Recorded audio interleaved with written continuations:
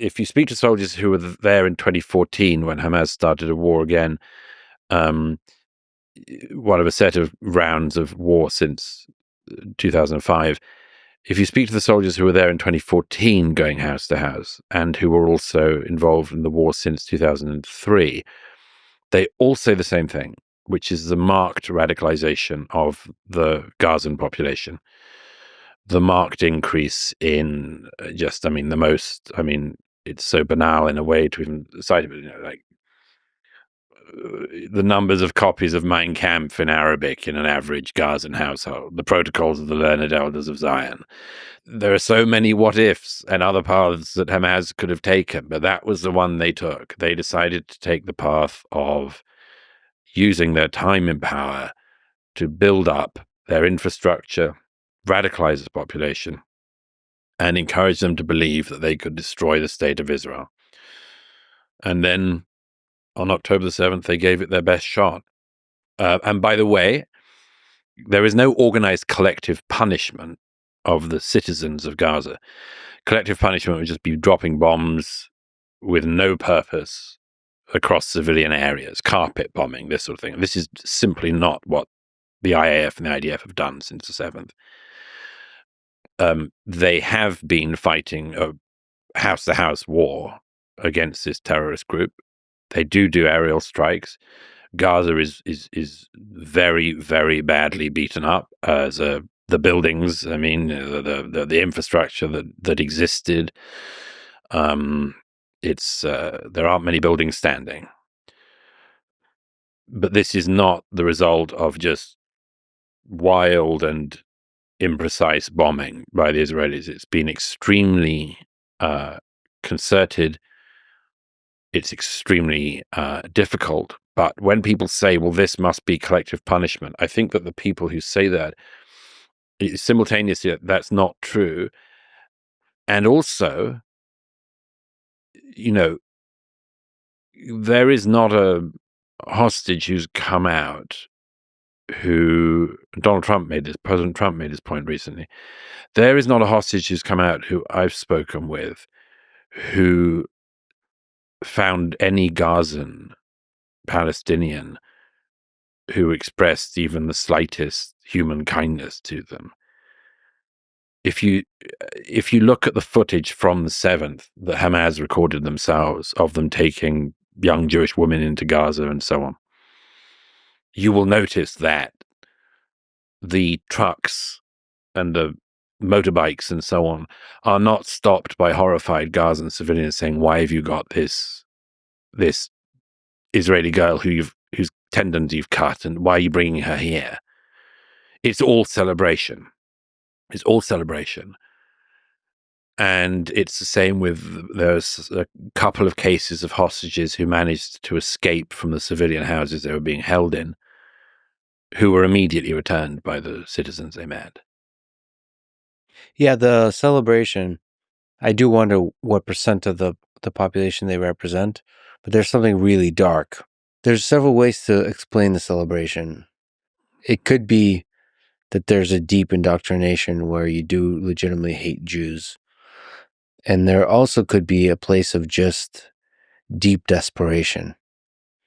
And it's a kind of relief that you have to convince yourself that you're on the side of fighting for freedom in order to justify to yourself that this is the right way to fight out of desperation, out of extremely harsh conditions. Because the way we're kind of speaking about this with the celebration, it's very easy to project a kind of evil on the populace that I just am very hesitant to project, especially on the general populace. You don't have to project it onto them. You can just listen to their own words. I'm sure you've heard one of many audio recordings you hear from the morning, but I'm sure you've heard the audio recording of the young man who ends up in one of the communities in the south of Israel and calls back home. Have you heard that? Yes, I've heard it. I quoted in the first chapter of the book. He calls back home and he says to his father, who picks up, It's on WhatsApp. I think he's on the phone. He's saying, "Turn on to WhatsApp because I can show you." He says, "I've killed 10 Jews with my own hands. Oh, Father, your son has killed 10 Jews." And his father is saying, "Where are you? Where are you?" He goes, "I want to show you, Dad. I want to show you. I've killed Jews with my own hands. Your son." Put mother on the phone. Mother comes on the phone. The brother comes on the phone. This is one of many, many stories from the day that suggest something which I would say is not just indoctrination, but yes, evil. First of all, those phone calls are somehow uniquely horrific. But I've also heard recordings of phone calls made by Ukrainian soldiers to their parents and Russian soldiers to their parents. And they have not as intense and not as horrific, but they have a similar nature to them, which there's an aspect of war where you dehumanize the other side, right? Sure. In order to fight that war. So we have to remember that that element is going to be there in a time of war, in a time of desperation.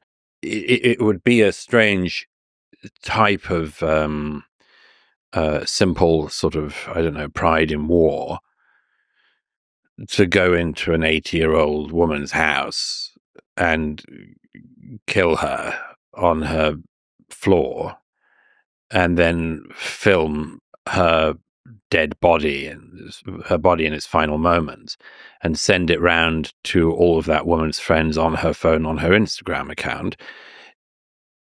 You may have heard different things from me, but I mean, I would be surprised if there were even the most vociferous of Russian soldiers phoning back home to Moscow and saying, "Mum, you won't believe my luck. I managed to rape and kill this 80-year-old woman." That's quite unusual, even in warfare.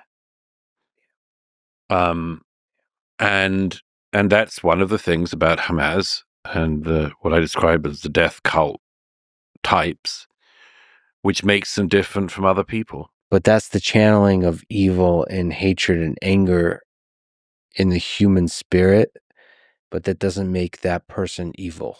No, I disagree.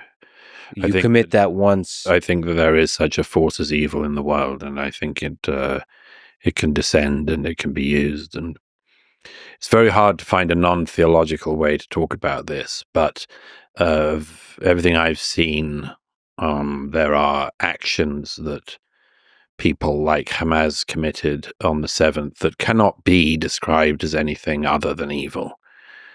The things that happened at the Nova Party were especially appalling. I mean, it was all appalling, but it was especially appalling because, first of all, it's a sort of party which people like you and I, or at least you and I when we were younger, might have been at. And so everyone knows, the world of a dance party and all night, rave in the desert to commune with nature and the universe and to take some psychedelics and to, expand your consciousness and your love and all of that sort of thing. The fact that people doing that at 6:30 in the morning then encountered people coming in to the party on trucks and military vehicles and just massacring them and raping them. And I mean, I give examples of the first-hand accounts of people who survived, but I mean, it's beyond belief of almost anything else I've covered in war. And it's because it seems so, I mean, an army facing another army is one thing.